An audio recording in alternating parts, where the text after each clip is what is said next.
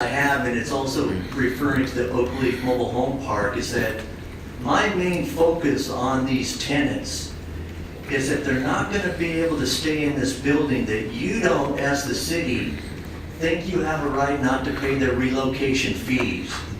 I want you to pay double the amount to these people when they are relocated, because in my opinion, you think you have a pass on that. You took a pass on Oak Leaf Mobile Home Park, where you brought all these people in, built this place up with the idea there might be a point that they can stay in there and maybe even end up buying their spaces. Well, guess what?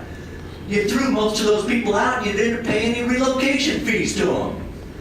You came in here with these people and then you threw them out of their place and you paid them nothing, and then you stand there and go, well, it just didn't work out, I'm sorry.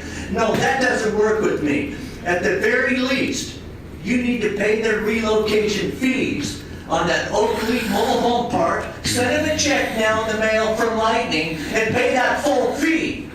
And on this here, if you remove these tenants out, they better all get these relocation fees paid, because I'm going to monitor this and I'm going to make sure you treat these people the same way anyone else should be treated on these fees. You have no exceptions on this because you're the city. You pay them the fee and you write them that check and let them smile about receiving all that money. Is that going to be done? Can any of you answer me? Will they be paid the relocation fees? Can any of you answer me that? Thank you for your testimony. That's what I thought. Shame on you. Shame. Second, please call the testimony. Very good. Call the roll.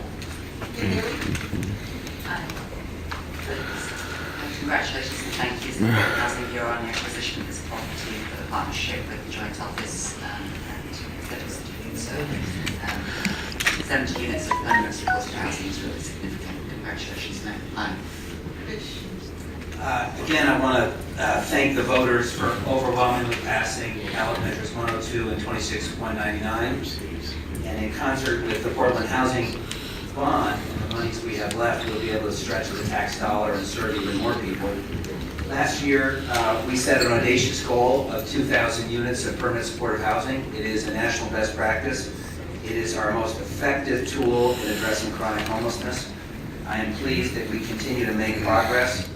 And this is difficult because this is deeply affordable, subsidized housing with services. We haven't figured out all of the ins and outs of how we're going to cover the costs of the services, but we're making steady progress.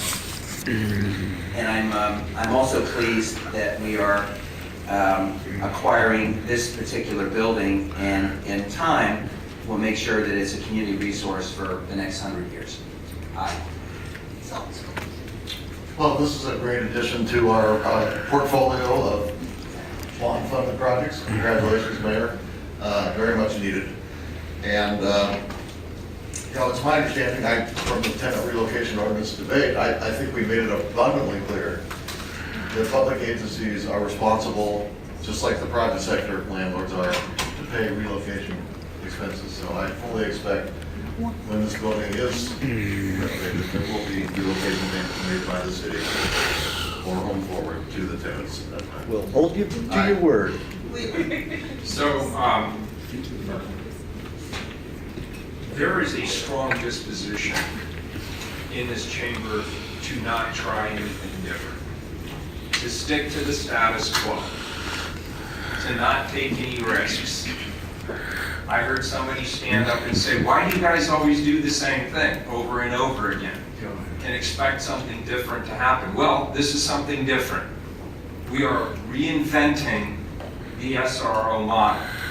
This is just the first of many projects you're going to see like this. And the goal is to connect people who really, truly need a helping hand, get inside, out of the elements, into a place where they can get whatever help it is they need to regain their lives. And how many times have we heard people sit at those microphones and say, that used to be me. And then somebody connected me, or someone's connected me to the help I needed. And now I've got a job, I've got my family back, more importantly than anything else, I've got my sense of dignity and my sense of pride back. These kinds of projects are what it is going to take for this community to be able to make progress against the scourge of homelessness. And frankly, I find it ridiculous that every time we bring an idea that I believe is a good one, and I believe is a solid one, we hear 100 different reasons why we can't do it, why we shouldn't do it, why we should stick to what we are doing. That's not where I'm going. I'm going in a different direction.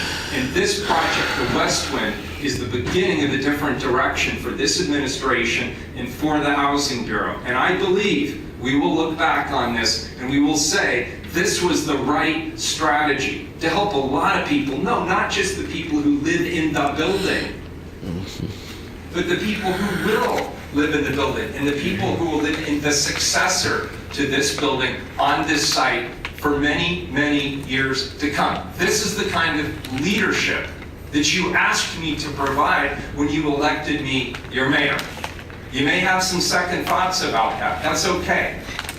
But this is what you asked me to do. This is the kind of leadership I told you that I would provide as your leader to address the homeless situation in our community.